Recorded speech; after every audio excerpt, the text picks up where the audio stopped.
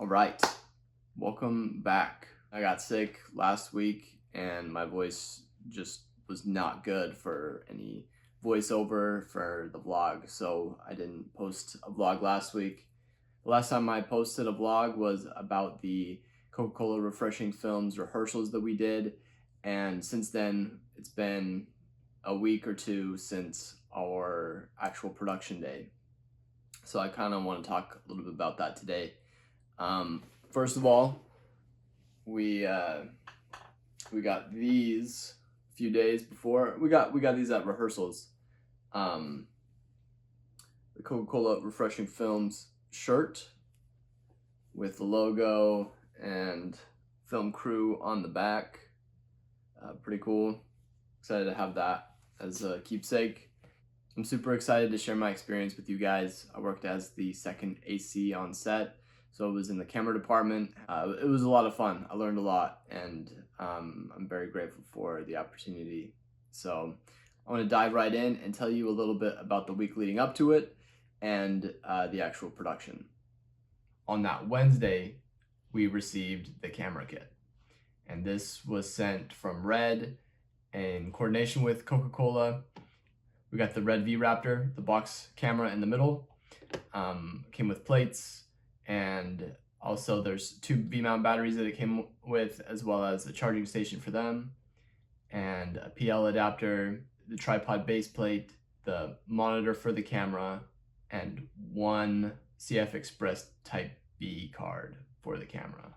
Along with those, it came with all the cables needed to run the camera. This is the camera fully rigged out.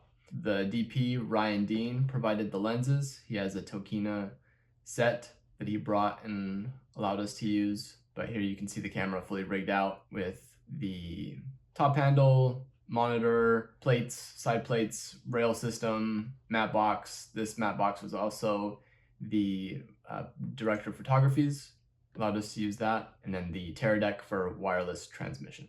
Here's a look at the monitor and some of the settings that we were using. We used the R3D MQ codec, shot in 8K 17:9 for the maximum resolution with this camera. Heavy file sizes, but a lot of leeway in post-production.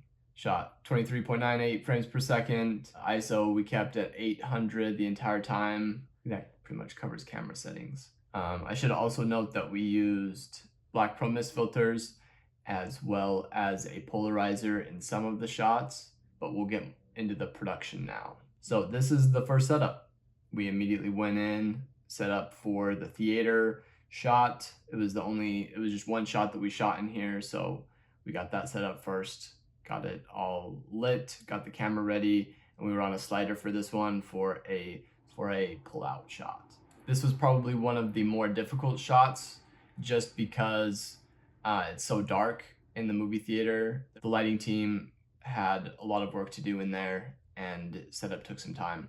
Up here you can see a giant bounce board, bouncing light from the 300Cs in use. I believe that we mostly use 300Cs on this shoot. Here we have two bounce boards. Here's a look at the director's monitor, and in the very back you can see the projector setup. I believe this was 300C, and basically how we got it to look like a projector was the guy in the red shirt back there. He basically just waved his hand in front of the light to make it look like it was moving. And here's a closer look at the camera setup on the slider. Very simple movement. There you can kind of get a look and feel of how the final scene will come out. That's me holding the clapper there. So this was the second setup for the day in the concession stand area. And here, basically for all of the rest of these scenes that we had out here in this main lobby, they used overhead diffusion to bring down the harshness of the house lights and just use the house lights to light the space. As the key light for the actors, they used 300C with a softbox. And then we kept the camera on the slider, but we did not shoot with movement in this scene. It was just more convenient. That was the functionality of the slider, just to get the camera over the counter. So then we came over the counter completely to do a behind the shot of the concession worker. Kept pretty much the same lighting, set up, and then we did a reverse shot of that as the concession worker handed the main character a Coca-Cola. And this is what you can imagine the shot will turn out to be like. And then this was the last shot that we did with this lighting setup. Some minor movements, obviously. We moved the diffusion back to be overhead of the main actors in this scene. A bounce as a backlight, diffusion, and the 300C moved with the softbox to be the key light. After that, I believe we break for lunch. We were pretty tight on the schedule after that, so I didn't have a lot of time to capture any of the behind the scenes. They actually asked us to reserve the last scene that we shot for a little bit later. They want it to be kind of a surprise. So I'll leave a little sneak peek at the end of this video, but I'm gonna refrain from telling you or showing you more of that. This is a picture with me in the middle there with Jaffa, the first AC, and then on the far left is Santiago, the camera operator. Right here is Daniel. He was on the lighting team. Really enjoyed working with the camera team that we had. We didn't get the camera PAs in this photo, but they were also really awesome. I think that we worked really efficiently together, so it was a lot of fun. And then finally, this is a big group photo with everyone.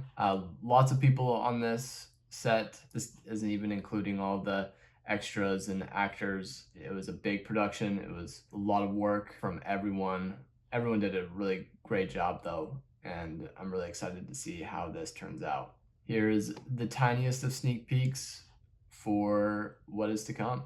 The final edit should be posted online in April. They're going through rounds and rounds of edits right now. It'll be a little bit of a wait before the final edit is done. But once it comes out, I'll probably do another little video about the scene that we shot at the end of the day. It was by far like the most time consuming. The most amount of work went into that scene. So I really want to cover it, and it was honestly the best looking scene that we got. So I'm excited to see how it turns out. I saw a little bit of how it came out on the camera the day of, but I think that with post-production and coloring, it's going to look really amazing.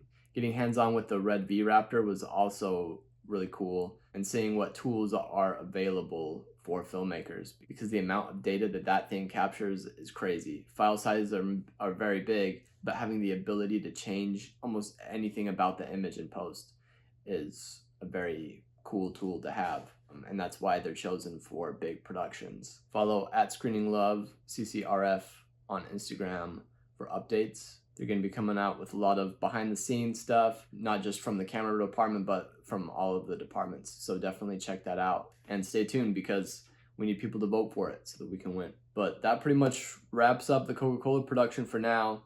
Like I said, I'll try to do a video about the scene that we shot at the end of the day a little bit later on once it comes out and once I have permission from the crew to be able to post it. If you guys enjoyed this little 2-episode segment of it, and I hope to see you in the next one. Peace.